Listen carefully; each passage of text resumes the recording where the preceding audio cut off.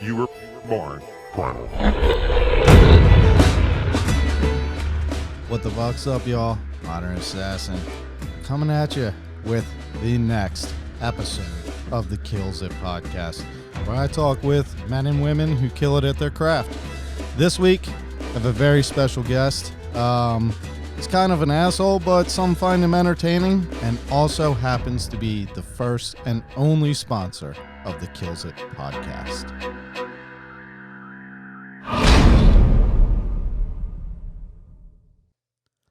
Welcome back, y'all. Glad you're here for episode 2. Had a lot of fun with episode 1. Got a good bit of hype built up from episode 1. So I want to thank everyone who listened to it, everyone who shared it, everyone who had something kind to say, or even something shitty. At least you were talking about, you know what I'm saying? So, yes, thanks to all of you. Thanks for the patience of getting out second recording. We're calling this episode 1. Second recording. Thanks for being here for it. I had some minor technical difficulties with equipment and setup. As I mentioned, I was trying to take the shit on the road with me, and I did, and it just didn't work out. Mainly my fault. As I mentioned in the first one, I got a bunch of new equipment I got no idea what the fuck I'm doing with. So, yeah, I say it enough. Thank you. Welcome back. And yeah, that was my fuck up. I'm sorry. I'm going to try to keep things more regular. Try to get to, try to get podcasts out weekly. So, yeah, this episode, just going to kind of give a recap of what I've had going on this season, the past couple weeks. Been traveling, been having a lot of fun, seeing a lot of friends. Said I was going to record episodes while doing it. It didn't fucking happen, as I just prior explained, so I'll explain it now. I guess before we go any further, let's introduce our first guest. As I said, he is the first and only sponsor of the KiLLs podcast. Very proud of that. And here he is. Please, ladies and gentlemen, welcome me, motherfuckers. Yeah, that's right. You're stuck listening to just me again. But yeah, I'm the only one that sponsors this shit. Ain't nobody else fucking paying for it. So this is what you get. Episode 1, going to be just me again. But that's because I couldn't really schedule any guest while I still had my shit all fucked up. I had to get the kinks worked out, and now I think I am ready to bring on other guests. But let's go ahead and start where I left off. You know, saying I was about to head down to Southern Maryland, which I did. Met up with my boy D-Rock from East Coast Bow Hunting Podcast. We went down, stayed at a campground down on the lowest part in Maryland on the Eastern Shore. We experienced several inches of rain, 30-mile-an-hour winds. You know, lovely shit to be camping in, basically, is what I'm saying. But with all the flooding and everything else, we made it happen. I was able to take a Sika hind with my bow. D-Rock was able to take one with the muzzleloader. And yeah, we had a good time. And that'll be an episode we'll get into a little bit deeper as I took D-Rock through Hell Week. Basically, all I'll say is, you know, the day he killed his Sika, it was his 38th birthday, and I'm pretty sure I watched him go from 37 to like 56. 5 miles later, literally over 5 miles round trip, and we got a D-Rock dying, but we got a dead Sika buried underneath all our shit here. So this is the hardest motherfucking hunt you could ever be on, especially just to see these fucking marsh ghosts, man. Just to get a glance at them, it's fucking torture. Because that's what the salt marsh will do to you. It was a blast, though, literally, figuratively. The vocalizations that I got, actually, you know what? I can do what the fuck I want, and since I gotta learn how to edit shit, I'm gonna talk about it. Then I'm gonna pause this, and I'm going to splice in the shit I'm talking about so you get to hear what the fuck I'm talking about, because that's what makes it cool. I was able to record some of the most insane vocalizations. First morning that I got captured vocalizations, it was completely dark, and I was in my tree setting up and had these Sika deer come in underneath me, all around me, just chattering away, and it was fucking awesome.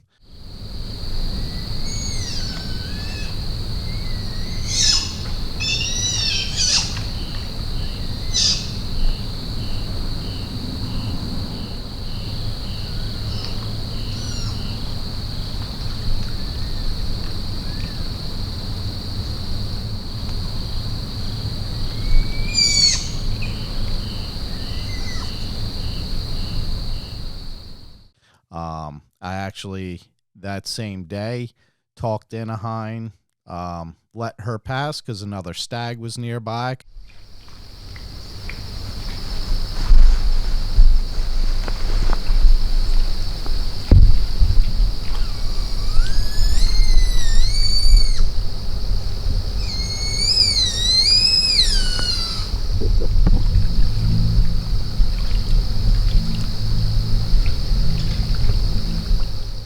Could hear him passing through the marsh, and the two of us chattering back and forth actually did bring that stag in. Just wasn't the stag I wanted to take, though. Not the stag I wanted for my archery tag. Got some cool film of him, and then I was able to talk a hind in all the way, basically like you're turkey hunting. Talked her right to my tree, 15 yards, smoked her, cut the Zeus loose.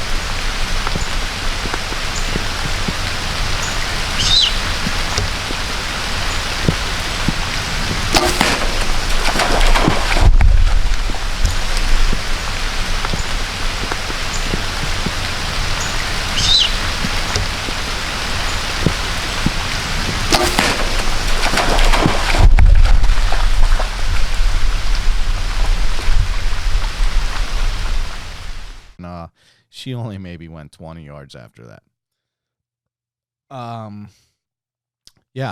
Then D-Rock got his. We'll talk about that story on another episode. And then it was from packing up, leaving the lowest point in Maryland, heading home for a single night, picking up the brick, and then off to the tallest mountain in Maryland for my bear tag. I was lucky enough to get a tag from the lottery. It's a lottery drawing. I believe there was somewhere around 5,400 entries this year, 800 tags selected. I was one of those lucky 800, and I named my buddy Andrew as my sub-permittee. How it works in Maryland, at least as far as this season, it can change by next, so don't hold me to anything.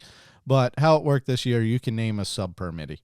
And basically that allows another person to take a bear under your tag and your lottery drawing.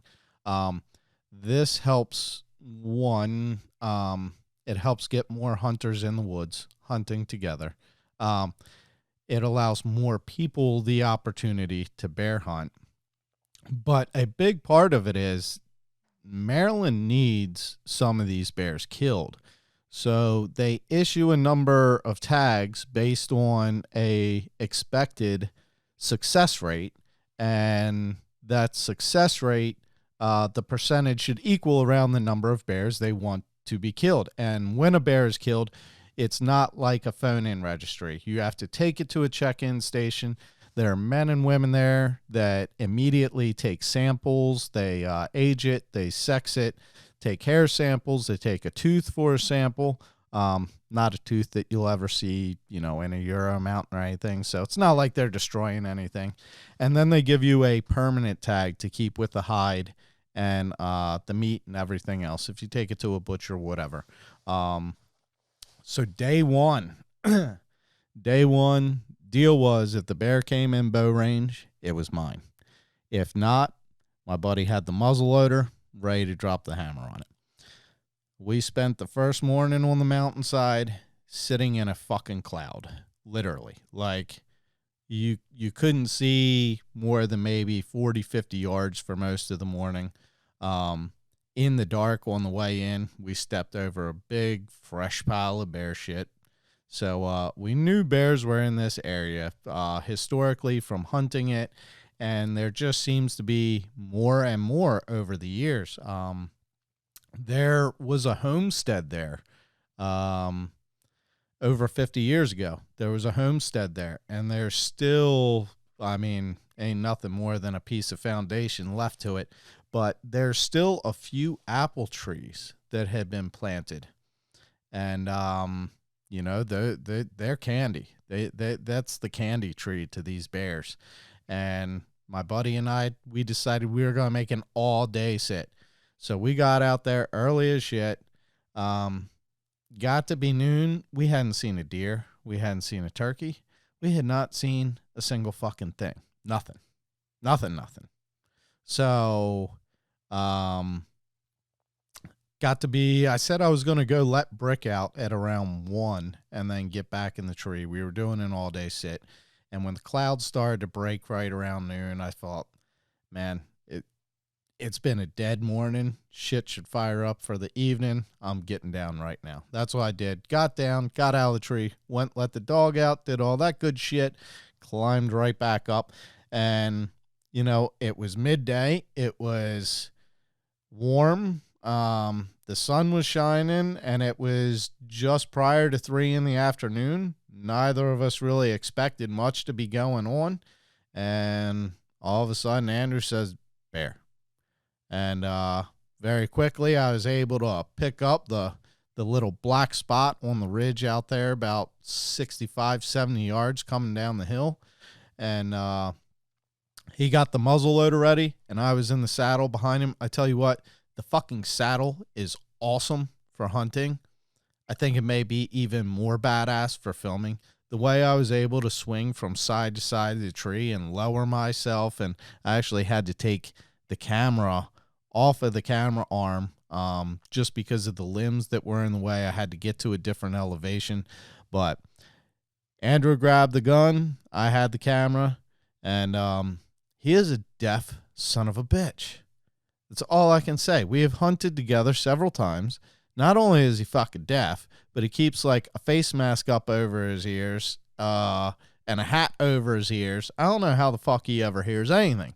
But he asked me, is it a shooter? Is it a shooter? I said, it's not a big bear, but if we want to shoot it, let's shoot it. Kill it. It's a little fucking kill it. Conversating back and forth as I'm answering him. He thinks I'm just saying nothing. Bear walks out in the shooting lane. He looks back, and says, should I kill him? I'm like, dude, if you want to fucking kill it, kill him. And hammer dropped.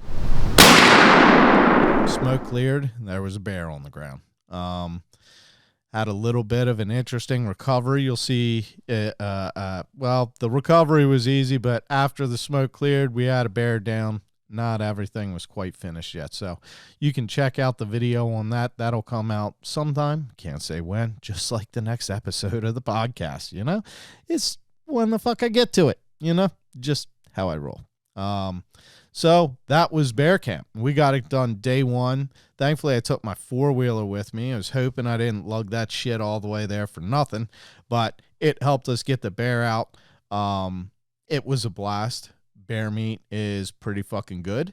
We shot a 120-pound boar, nothing big, but the average bear registered in Maryland is 120 pounds. So we were right there at average. We probably could have held out for something bigger throughout the week, but getting it done day 1, allowed me to head to Ohio and go hang out with Keith Sherrock, Stephanie, his wife, my boy Ryan, and his girl Sarah, and then D-Rock made an appearance out there in Ohio as well.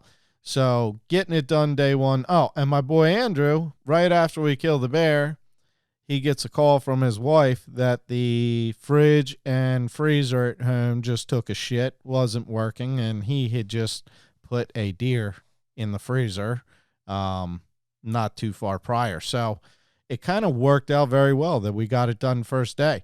A lot of people ask me, like, are you upset you didn't get to shoot it and this and that? And no, I'm not.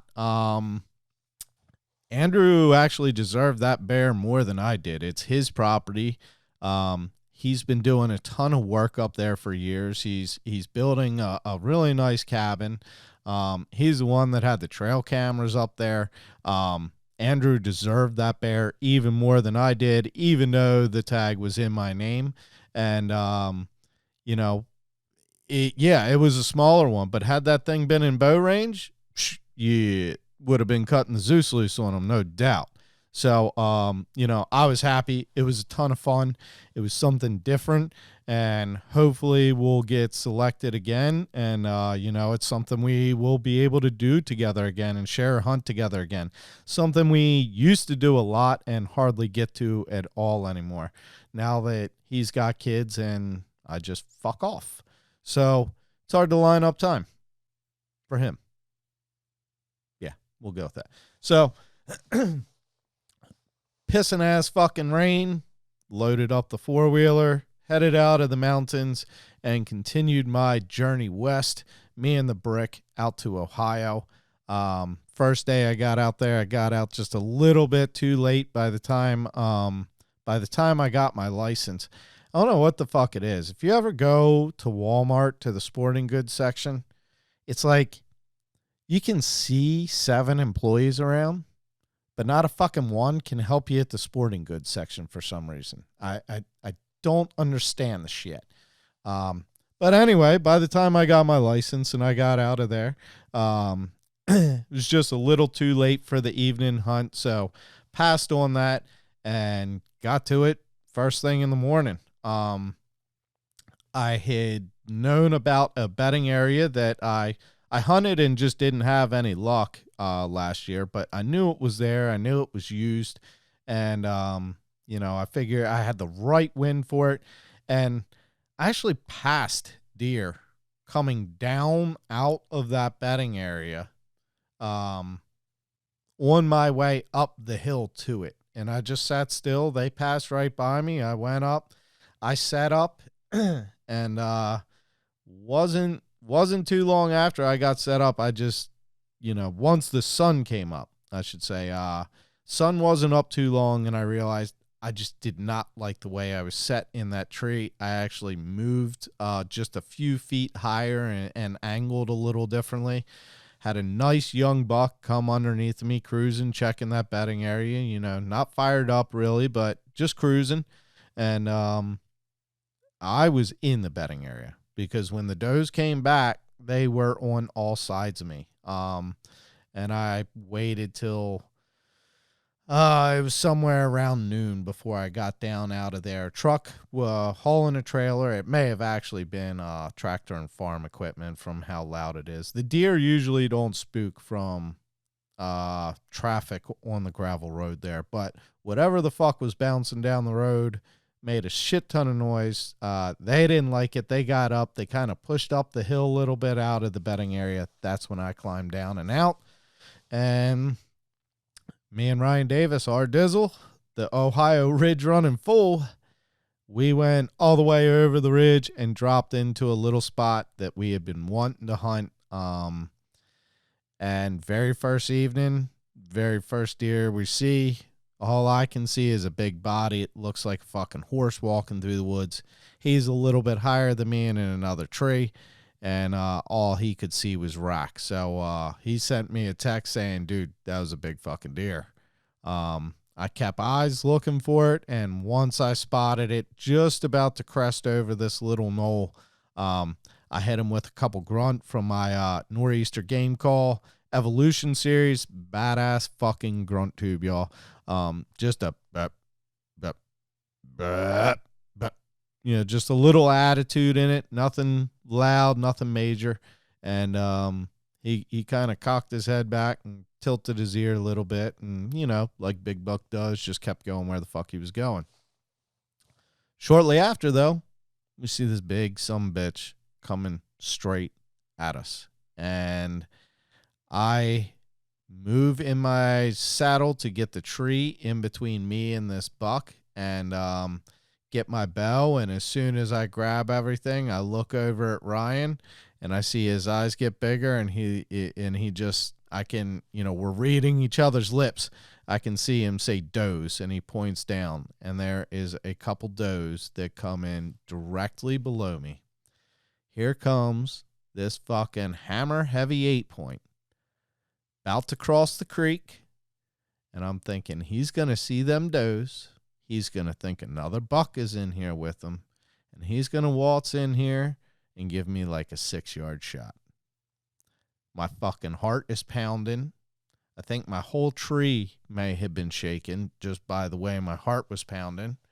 And this heavy-horned 8-point, absolute fucking bruiser, would be the biggest buck I've ever shot, is on his way to me. And Ryan is stuck looking at the does, and he can't turn around to look at the buck because he's afraid he's going to get busted because he can't see it. I'm stuck staring at the buck and can't turn around and look at the does because I'm afraid they're going to bust me. So we're trying to watch each other to figure out what the fuck's going on. And all of a sudden, I hear the deer below me freak the fuck out. And I didn't know why. And the buck locks up, and he sat out there at 45 yards, broadside, might add, 45 yards away, head behind a tree, broadside. And I could not move because of the does directly below me that just got all fucking weird. Well, what had happened, Ryan explained to me a little later, is one of the does started chewing and eating off a branch and started pulling and pulled the fucking branch out of the tree, which fell on her and the other deer and freaked them the fuck out. And big bucks, again, they don't get big by being dumb. He just kind of felt like something was a little weird, and he just kind of turned around and continued on the way he was going. They don't get big by being dumb. They don't get big by making mistakes when me or Ryan is in a tree with a bow. So he did what big bucks should do, and he slid out of there. Good times. I kept hunting the rest of the week. Ryan had work. Keith and D-Rock were at it. They had a few deer. I passed several bucks. Some of them, pretty decent, but nothing quite to the caliber of what I had seen. Nothing that got me fired up. So I will be back there. D-Rock, though, congrats to him. He killed a 11-pointer. Fucking Keith tells me, he said, I didn't even know he was going to shoot it. I had to stop him at draw. He didn't think he was going to shoot that deer and had to stop him at draw, got the cameras rolling. D-Rock cut the Zeus loose, and, it hurt him bad. That buck runs maybe 30 yards, slams into a tree, and then comes back toward him and just crashes. Quartered away shot, lit him up. Perfect. Congrats, D-Rock, on, a perfect fucking kill shot. And Ohio buck for his first trip out. Can't beat that shit. So, that's my wrap up of what the fuck I've been doing. Now I'm going to tell you what's going on. What's going on is I'm now getting podcast guests lined up. I'm getting guests lined up to get on the phone as well as come into studio because I am putting together a podcast studio. I got to have a place to do it, right? I could just sit here at my fucking desk by myself, alone, again. But I'm pretty sure you want me to get some fucking guests on so you're not just listening to me again. So that's the plan. I'm building a studio. I'm getting some guests in. I'm getting guests on the phone. I just talked hunting because that's what I fucking do.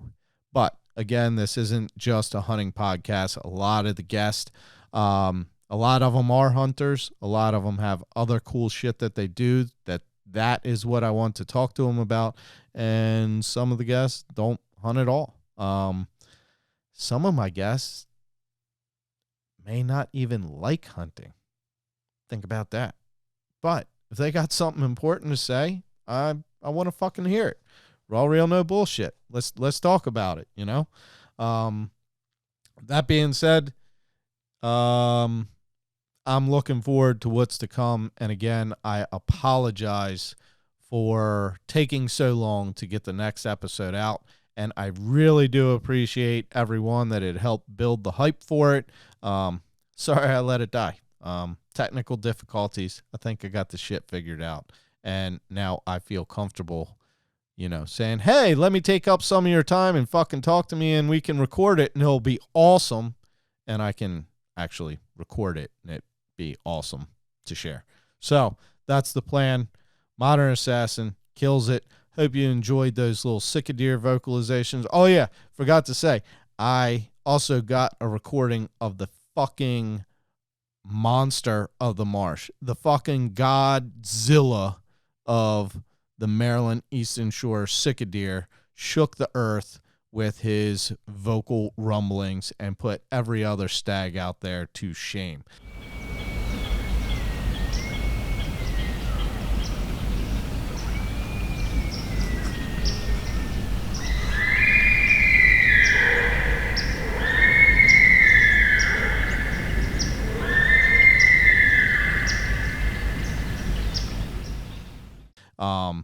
I've never heard anything quite like it from a stag. I've heard several, even many seasoned hunters that have heard this vocalization say they've never heard one quite like that. So I'm going to play that at the end here for y'all. And, yeah, we'll get to that as I close out, but this is the KiLLs It podcast. I am the Modern Assassin. I want to talk to men and women that kill it at their craft. I said I was going to do a shout out, something like a veteran shout out, similar to, working class bow hunter. And I've, to pay homage to them. That's why I give mention, but I got to make shit my own. So what I am going to be doing is the Secretive service shout out. And what that is I want y'all, the listeners, to send me someone you want shout out, and someone that does a service for others, whether it be military, fire, police, emergency responders, doctors, nurses, teachers, social workers, someone that does a good service for other people and secretively. They're not doing it for recognition. Those are the people that I want to give some recognition to. So please, that will only happen if you listeners send someone in for me to shout out. The Secretive service shout out. So please reach out on the KiLLs It podcast page on Instagram. That is probably the best way to do it. Tell me who it is you want me to shout out. Why? Some of them I may say, no, this is fucking stupid. But for the most part, for real. I mean, if it's someone that is impactful on your life or others, and they do it for the simple fact of doing it for the good of not themselves. Secretively, they're not doing it for the fame. They're the people I just want to give some recognition to. So send me some people in the inbox for the Secretive service. It's that simple. Yeah, and we'll give those people some recognition. Yeah, I think that's a good way to go ahead and start closing this podcast out. It's been fun. It's been real. It's been raw, real, no bullshit. You were born primal. You were born primal. Next episode, I will be getting a guest, be it on the phone, be it in studio. I'm not sure yet. Got a couple cool cats lined up. And yeah, whoever's free first, I guess, is going to get to hop on KiLLs, talk to them and what they do and why they're on KiLLs. Modern Assassin, have fun. Raw, real, no bullshit.